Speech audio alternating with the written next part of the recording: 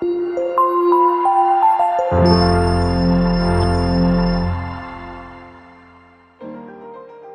Assalamualaikum. Welcome back to my physics class. Still with me, Mr. Azhar. Still in first chapter in 11th grade about rotational dynamic and static equilibrium. We have learned about the moment inertia. We have learned about torques. Now I'll give you a new concept about static equilibrium. Okay, are you ready? Let's start it. Basically, we need two types of equilibrium. Which are static equilibrium and dynamic equilibrium. In static condition, an object is on the static equilibrium. An object is on dynamic equilibrium if it moves with constant velocity. So, di sini difokuskan pada static equilibrium ketika bendanya diam. Tetapi ketika bendanya itu bergerak dengan kecepatan yang tetap, itu adalah dinamakan dynamic equilibrium. Dan static equilibrium di sini itu ditinjau bendanya itu adalah rigid body, jadi bendanya adalah benda tegar. Static equilibrium occurs when an object is at rest. Jadi bendanya itu benar-benar diam, tidak bergerak. Gerakannya yang bagaimana? Neither rotating nor translating. Jadi benda-bendanya diam dari gerakannya. Gerakannya baik gerakan berputar maupun gerakan translasi. Ketika tidak berputar ataupun tidak bergerak lurus, otomatis percepatannya adalah 0. Ya. Percepatan itu baik itu adalah percepatan linier, yaitu nilai A. Nilai A-nya itu sama dengan 0, ataupun percepatan sudut. Ya. Percepatan sudut itu alfa.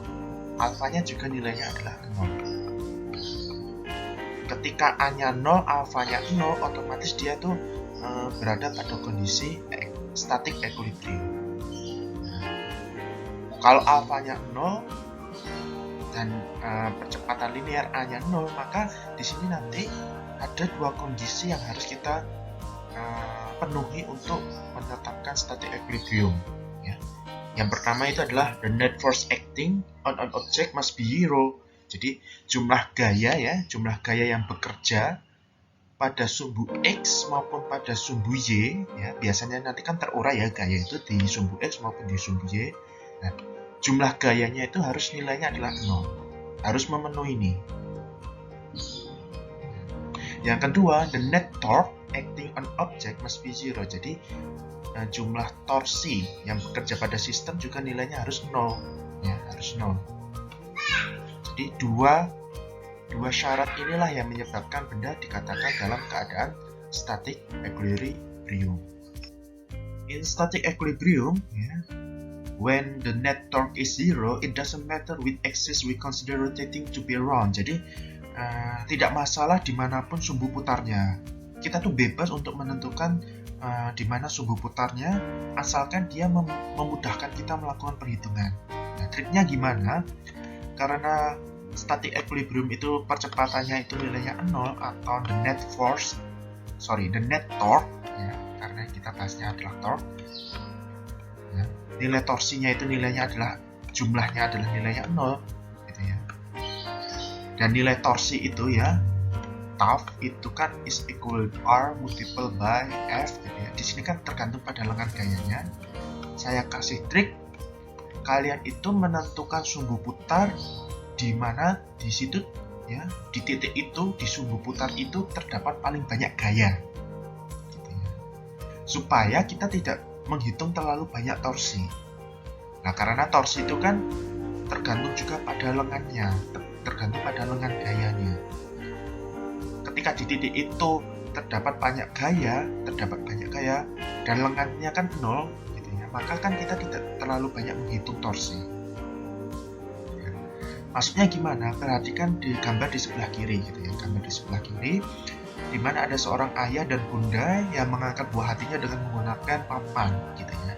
Di sebelah kiri sumbu putarnya itu di bundanya. Otomatis kalau sumbu rotasinya di bundanya, gitu ya, letak rotasinya, letak porosnya di bundanya, bunda ini kan juga mengangkat, gitu ya. Mengangkat, tetapi kan dia tidak mempunyai lengan gaya, maka tidak menghitung torsi dari bundanya, gitu. Tidak menghitung torsi dari bundanya, tetapi kita menghitung torsi daripada buah hati sama ayahnya. Buah hati mempunyai berat, gitu ya, berat yang arahnya ke bawah otomatis ketika tidak diimbangi gaya ke atas dari si ayah, buah hati kan akan jatuh gitu ya. Jatuh mengalami pergerakan melingkar gitu ya, dimana gerakannya itu adalah clockwise, searah dengan jarum jam. Karena dia searah jarum jam, nilainya adalah negatif. Nah, kemudian si ayah juga mengangkat papannya gitu ya, mengangkat papan dengan gaya F2 arahnya ke atas. Ketika tidak ada buah hati kan mengalami pergerakan melingkar. Nah, gerakannya itu adalah anti-clockwise, berlawanan arah dengan jarum jam. Maka dari itu nilainya nanti nilai torsinya adalah negatif. Torsi itu seperti gaya ya, ada positif, ada negatif. Searah dengan jarum jam berarti negatif, kalau berlawanan arah jarum jam itu positif gitu ya. Sorry tadi ini positif ya. Ketika dia diputar di bundanya gitu ya. Dan bundanya tidak memiliki torsi karena kan tidak mempunyai lengan gitu ya, lengan gaya. Sebaliknya kita juga bisa menentukan sumbu putarnya di yang gambar di sebelah kanan itu di ayahnya, sumbu putarnya di ayahnya. Kita tidak menghitung torsi dari ayahnya, tetapi kita menghitung torsi dari bunda sama buah hatinya. Kalau bunda mengangkat ke atas, otomatis nanti akan mengalami gerakan melingkar, yaitu searah dengan jarum jam, maka nilai torsinya adalah negatif. Nah, kalau si buah hati mengalami putaran juga, karena dia ada gaya yang arahnya ke bawah, yang menyebabkan putarannya itu adalah anti-clockwise, berlawanan arah dengan jarum jam, maka nilainya positif. Ketika torsinya itu dijumlah dan nilainya adalah 0, maka dia dalam keadaan static equilibrium. Ketika dalam suatu sistem itu terdapat banyak gaya, maka kita perlu menguraikannya terlebih dahulu, terutama yang mempunyai sudut. Kita uraikan ke dalam komponen sumbu vertikal dan komponen sumbu horizontal, gitu ya. Dan dalam static equilibrium ya, syarat yang kedua yaitu when first we have both vertical and horizontal components, maka the net force either x or y direction must be 0. Jadi harus nilainya adalah 0. Saya contohkan di sini ada sebuah sistem lampu. Lampu itu memiliki massa itu memiliki berat yang arahnya ke bawah, maka nilai gayanya adalah negatif. Ya, kita uraikan gitu ya, menggunakan free body diagram. Kemudian lampu ini ditarik oleh tali ke dinding supaya dia tidak jatuh, maka dinding dengan si lampu itu kan ada tegangan tali gitu ya. Tegangan tali ini arahnya ke dinding, arahnya ke kiri, berarti nilainya adalah negatif. Nah, dan itu semua ditopang pada suatu titik gitu ya, pada sumbu poros suatu titik di sini ya. Maka di sini titik ini tuh memberikan gaya topang ke atas supaya dia menahan si berat sama si komponen sistem ini gitu ya, yaitu gayanya adalah F. Gayanya adalah F dan dia membentuk sudut gitu ya. Sudutnya itu terhadap sumbu X itu nanti kita tarik ke sumbu X itu menjadi Fx. Kalau kita tarik ke sumbu Y itu menjadi Fy. Ya. Fx dan Fy. Fx ini ya karena dia itu saling bersentuhan, saling mengalami kontak, ini juga biasa dengan normal gitu ya, normal. Kalau Fy ini adalah gaya yang mengimbangi gaya berat daripada si lampu. Nah, ketika sudah diuraikan seperti ini, Fx itu arahnya ke kanan berarti nilainya positif, Fy itu nilainya positif juga karena arahnya ke atas, maka sigma F itu harus, baik itu Fx maupun Fy itu nilainya harus 0. Sigma Fx sama dengan 0. Siapa saja Fx itu? Fx itu yang arahnya ke kanan itu ada F kecil x ya, dikurangi dengan tegangan si tali. Itu harus nilainya sama dengan 0. Yang kedua adalah Fy-nya. Komponen gaya di sumbu Y juga nilainya harus 0. Siapa saja komponen gaya di sumbu Y? Yaitu yang ke atas itu adalah Fy, gitu ya. Fy, F kecil Y ya, ini ya, Fy. Yang ke bawah itu adalah gaya beratnya. Gaya beratnya itu adalah massa kali gravitasi. Nah, ketika dijumlahkan itu harus nilainya adalah 0. Ini adalah syarat yang kedua. Jadi syaratnya itu sederhana. Sigma tos 0, sigma F sama dengan 0. Lanjut ke contoh soalnya. Contoh Untuk soalnya kita misalkan ada sebuah sistem, di sini adalah sistem jungkat-jungkit gitu ya, seesaw kalau bahasa Inggrisnya. Ya. Di sini ada keterangan bahwa dia adalah a massless matterstick. Jadi di sini batangnya ini tidak memiliki massa. Batangnya tidak memiliki massa, sticknya ini tidak memiliki massa. Nah, di sini ada sebuah sistem jungkat-jungkit di mana di sini kasih ada suatu beban di sebelah kiri itu adalah 3 kg, di sebelah kanan itu adalah 2 kg.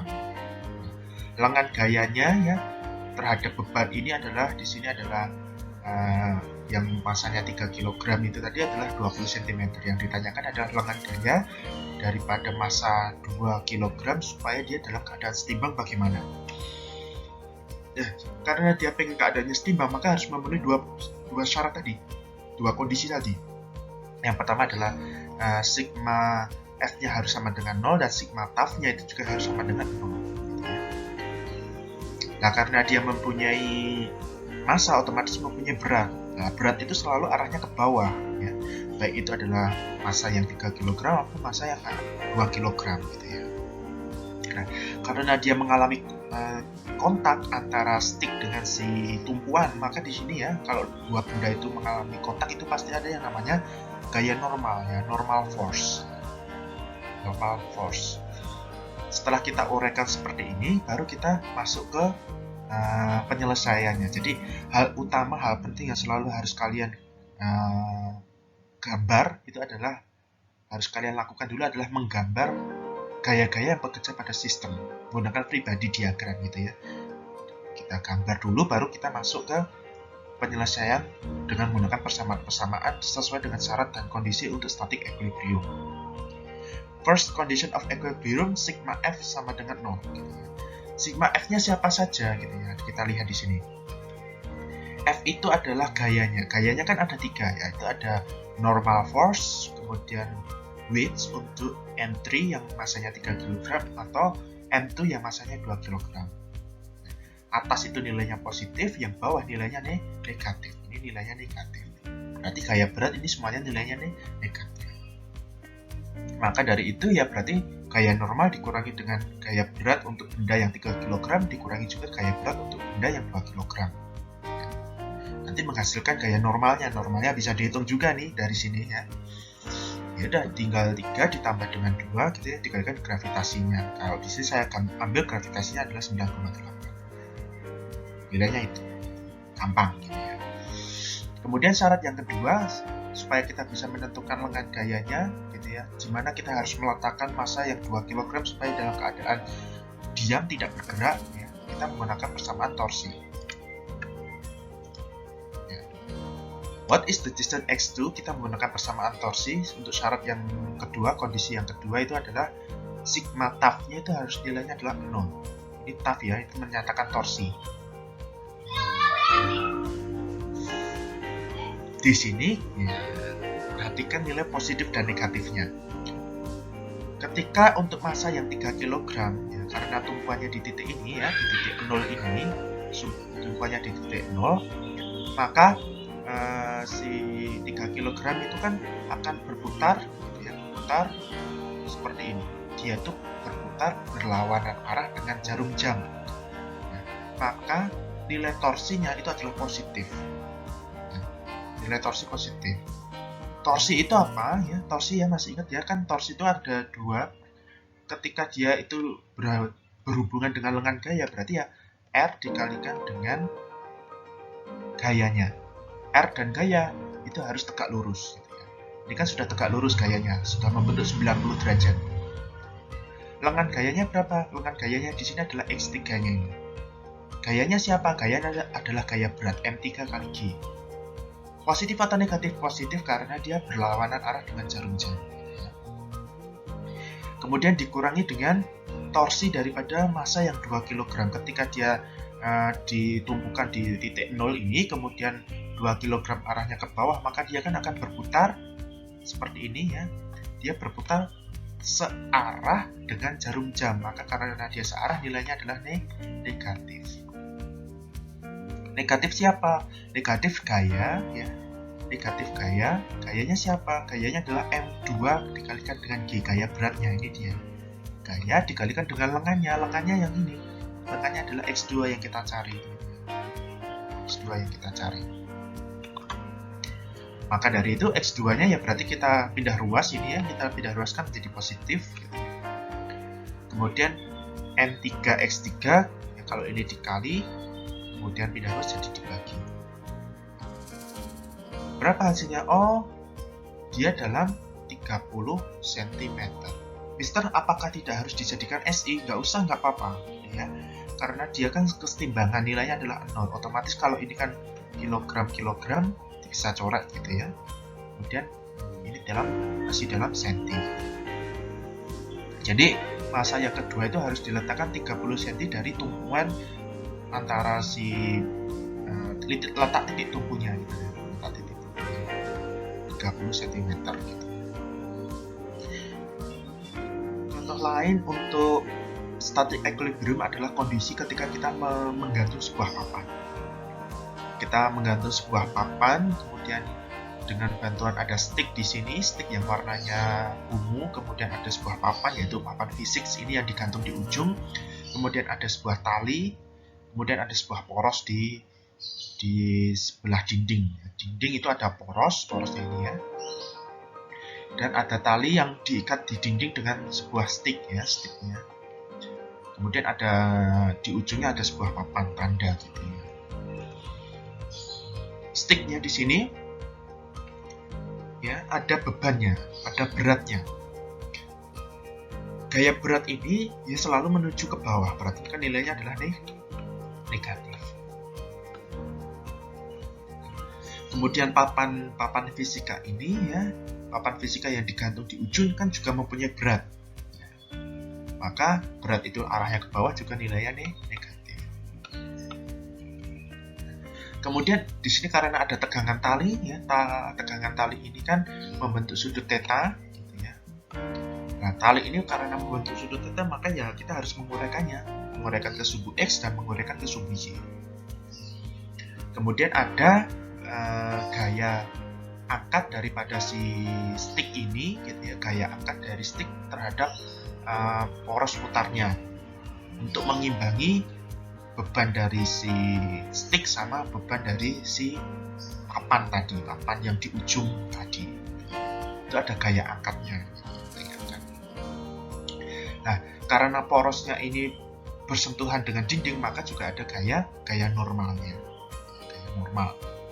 Ketika dua buah benda itu saling kontak, itu pasti ada gaya normal. Nah, kita sudah menentukan semua gaya-gaya yang bekerja pada papan gantung ini, maka kita tentukan baru masuk ke kondisinya, yaitu sigma F sama dengan 0 sama sigma tau itu sama dengan 0. Setelah kita gambarkan gaya-gaya yang bekerja ya, dengan menggunakan pribadi diagram, maka kita masuk ke syarat-syaratnya supaya dia static equilibrium. Yang pertama itu adalah the first condition ya, itu adalah sigma Fx dan sigma Fy itu sama dengan 0. Sigma Fx siapa saja gaya-gaya yang ada di sumbu mendatar, di sumbu X itu ya. Yang pertama itu adalah ada gaya normal yang arahnya menuju arah kanan, berarti nilainya adalah positif. Kemudian siapa lagi yang ada di sumbu mendatar? Dilihat di sini ada T, tegangan tali membentuk sudut. Maka kita harus tarik. Kita uraikan ya, kita uraikan ke sumbu X itu menjadi TX gitu ya. Kita uraikan ke sumbu Y itu menjadi TY. Ya. TY arahnya ke atas ya, TY itu arahnya ke atas yang nilainya positif. TX itu arahnya ke kiri. Arahnya ke kiri supaya bisa menunjukkan arah seperti tegangan tali itu. Nah, arahnya ke atas untuk TY dan arahnya ke kiri untuk TX. Diingat-ingat di sampingnya sudut itu adalah sisi samping, di depannya sudut adalah sisi depan. Ya, samping itu selalu dikalikan dengan cos, depan itu selalu dikalikan dengan sin.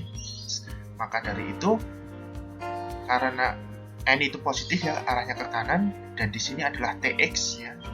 Dikurangi dengan TX. TX itu siapa ya? Berarti T dikalikan dengan cos. Kenapa cos? Karena dia berada di sisi samping daripada sudutnya. Kemudian sigma FY sama dengan 0. Siapa saja gaya-gaya yang ada di sumbu Y, di sumbu vertikalnya? Yang pertama adalah F, gaya angkat daripada porosnya gitu ya. Yang nilainya ke atas, ya nilainya positif karena ke atas. Kemudian ada ini tadi ada TY. TY juga nilainya ke atas, berarti kita anggap dia positif gitu ya. TY itu siapa ya? Berarti T dikalikan dengan sin, karena dia berada pada sisi depannya sudut, berarti dikalikan sin theta ya. Kemudian yang arahnya ke bawah siapa ya? Itu adalah berat daripada batang sama berat daripada papannya tadi yang digantung, sama-sama ke bawah, berarti nilainya adalah T. The second condition is sigma tau itu sama dengan nilainya adalah 0. Jadi the net torques itu harus 0. Nah, di sini kalian bisa tentukan dimanapun porosnya. Tapi saya di sini saya tentukan porosnya di A, maka di sini adalah sigma tau A. Ya. Sigma tau itu tau ya, masih ingat ya? Itu adalah lengan dikalikan dengan gayanya. R dikalikan dengan F. R dan F ini harus tegak lurus, harus tegak lurus. Harus tegak lurus itu sudutnya harus membentuk sudut 90 derajat, harus membentuk sudut 90 derajat.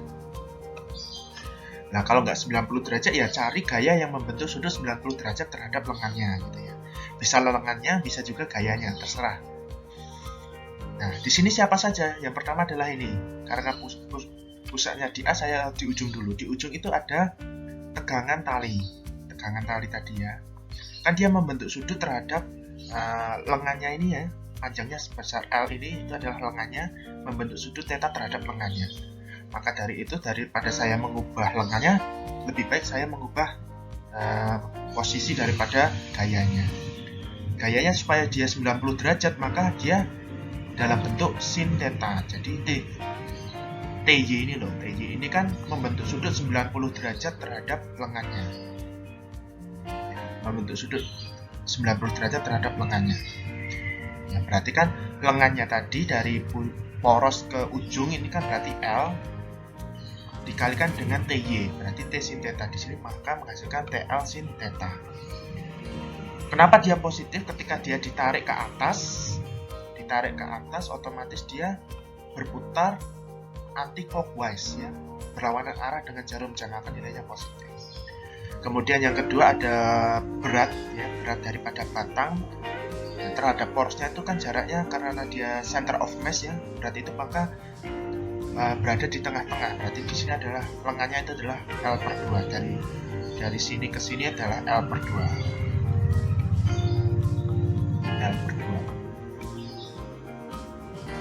Ya. Kemudian berat ini karena dia ditarik ke bawah, nanti kan otomatis karena ditarik ke bawah kan otomatis dia membentuk putaran, di mana putarannya itu adalah searah dengan jarum jam, maka nilainya negatif di sini. Maka dari itu R kalikan dengan F lengan dikalikan dengan gayanya. Gayanya tadi adalah gaya berat, lengannya itu adalah L/2. Kemudian dari papan mempunyai berat ya, sama-sama mempunyai berat yang arahnya bawah, ketika ditarik ke bawah nanti kan membentuk putaran searah dengan jarum jam, nilainya adalah negatif. Ya, negatif WS ya, dikalikan dengan panjang lengannya. Panjang lengan sampai ke porosnya, dari titik A sampai ke beratnya ini kan panjangnya di sini ya, itu adalah L. Nah, ini adalah kondisi yang kedua. Nah, dari kondisi-kondisi tersebut nanti disesuaikan dengan soalnya, siapa yang mau ditanyakan. Siapa yang mau ditanyakan ya dicari dari dua kondisi tersebut.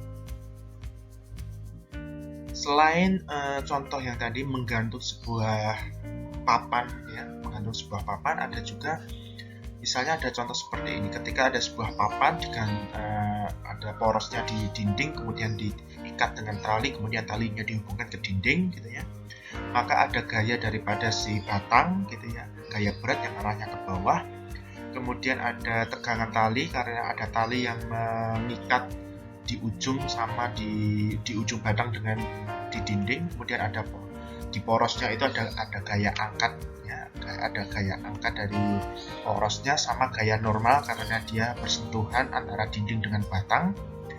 Kemudian kalau seumpamanya ada orang yang berada di suatu titik tertentu, maka dia juga ada gaya berat dari orang tersebut.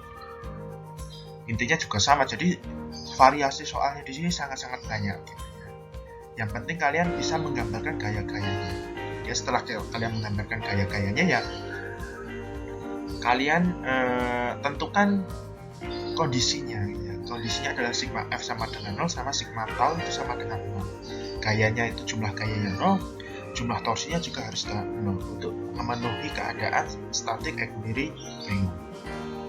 Nah, kalau di sini dicontohkan orang tersebut itu berada di D dari porosnya, dari sumbu porosnya di sini di titik ini.